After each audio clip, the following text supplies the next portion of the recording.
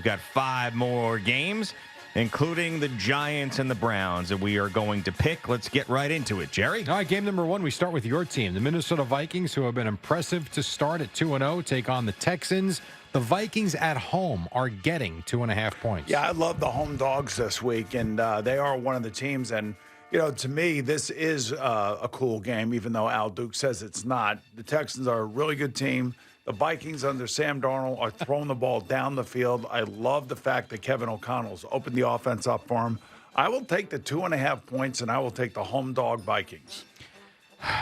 They beat the 49ers in that building, which was shocking to me. If they somehow back-to-back beat the 49ers and the Texans, then I'll really start to believe. But I don't think it's going to happen. And I know that Justin Jefferson dealt with a little bit of a quad injury that doesn't seem to be too serious, but there was no way I saw them winning both of those games at home after the Giant game. So I'm going to pick the Texans. I'm going to take the Vikings, take a little bit of a step back this week and have the Houston Texans go in there and win this football game. So give me Houston. I love Minnesota. Love Minnesota, but I am so atrocious with my picks. I'm going to take the Texans minus the 2.5, and that's the direction I'm going in. I'm taking a little the opposite spot. All right. Because I am awful at this, but I really do like your Vikings on Sunday. All right, game number 2, the Eagles at the Saints. The Saints have scored 91 points the first 2 weeks. They are minus 2.5. Yeah, you know what? They are rolling the Saints, and Clint Kubiak has had an amazing impact on Derek Carr and this wide receiver group.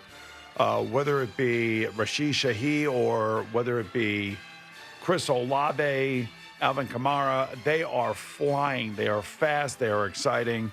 I could see Jalen Hurts throwing a couple of interceptions in this game, trying to keep up. So I'm going to take the Saints here. They're favored. I'll take them over the Eagles. They get the 3-0. Yeah, it's going to be really hard to keep up if you're the Philadelphia Eagles without A.J. Brown, and it doesn't look like he's going to play. I've been super impressed by the New Orleans Saints. I think that they continue their offensive explosion in this game, and I am picking the Saints to win and cover. The Saints have been incredibly impressive. The Eagles' defense was brutal in that final drive with Kirk Cousins on the Falcons. Love the Saints. I will take the Eagles plus the 2.5. So right now I've got Houston and Philadelphia. You're going to confuse the hell out of Al with these, man. I'm good so far. All right. He knows what I'm doing. All right. Game number 3, Ravens at the Cowboys. Dallas plus 1.5. How about them Cowboys? Nothing worse than getting embarrassed at home. Really nothing worse than getting embarrassed at home and then having to come back the next week in front of those fans. You are not going to play the way you played the week before. You are going to bow up here. They know it's the Ravens. They know it's going to be a tough game. The Ravens have their own issues along their offensive line. I'm going to go with the Cowboys here, Jerry, and I know you're going to go with the Cowboys. I will take the points. Another home dog. I'm going with the Cowboys. This is a game we have to pick because it's one of the bigger games of the week, and it's interesting. But if I'm just, as far as betting goes, I wouldn't get anywhere near this game because both of these teams are very, very confusing to me. It's hard to believe that the Baltimore Ravens are going to go to 0-3. So I think that they find a way, and I think that Lamar Jackson is all over the place in this game. And I think that he ends up having an epic performance on the road. And I'm going to take the Baltimore Ravens to get back in the win column and beat the Cowboys. No opposites here. Cowboys plus 1.5. Back to the win column, and here we go, 2-1, first place in the NFC East on Monday. All right, game number 4. The Chiefs in Atlanta against the Falcons. The Falcons getting 3 points. Arthur Blank putting himself in the Ring of Honor. Free hot dogs for everybody. The Chiefs could have lost their first 2 games. I mean, they have not really played great. They are faster on offense. I think they're a little bit more susceptible on defense, as we saw last week. I'm going to, you know what? When the Chiefs come to town, everybody is going to raise their game. I am going to take Kirk Cousins and the Falcons to basically, another home dog, upset the Chiefs.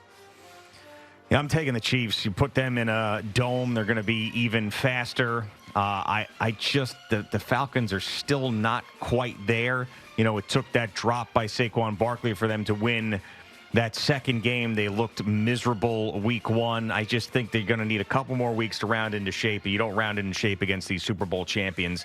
So I will be taking the Kansas City Chiefs in this one down in Atlanta on Free Hot Dog Day. I agree with you. I think the Chiefs roll into Atlanta and win. I will take the Falcons +3 to keep this thing close. And who knows, maybe come up with an upset, even though I think the Chiefs win this by 2 touchdowns. And the final game on Sunday. Oof. Giants in Cleveland against the Browns. Cleveland -6.5. By the way, going into week 2, before last night's game, if you had a 6.5-point underdog or more, they were 7-0 against the spread. And then last night happened. The Jets were 6.5-point favorites, and they covered. So I think I'm going to take the Giants here. I think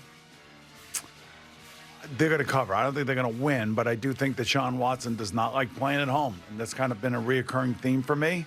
The thing that I worry about here is, can the Giants stop the run? The offensive line for Cleveland's not healthy. I can't believe I'm picking the Giants as well, but I am indeed picking the Giants. And it's mainly because I still am giving Brian Daboll and this coaching staff one more shot.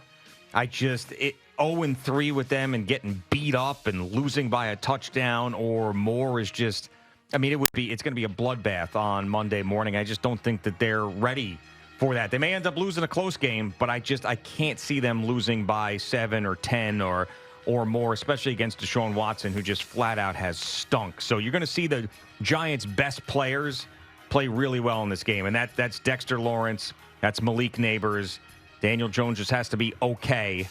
And I think that the Giants, I'm not going to pick them to win, but I'm going to pick them to cover that 6.5. Maybe a breakout game for Burns and Thibodeau. And, the offense looked good last week. Give me the Browns, -6.5. So you basically would have picked every game that I picked. Is this true? I think it sounds like it. Yeah. Except for the Cowboys.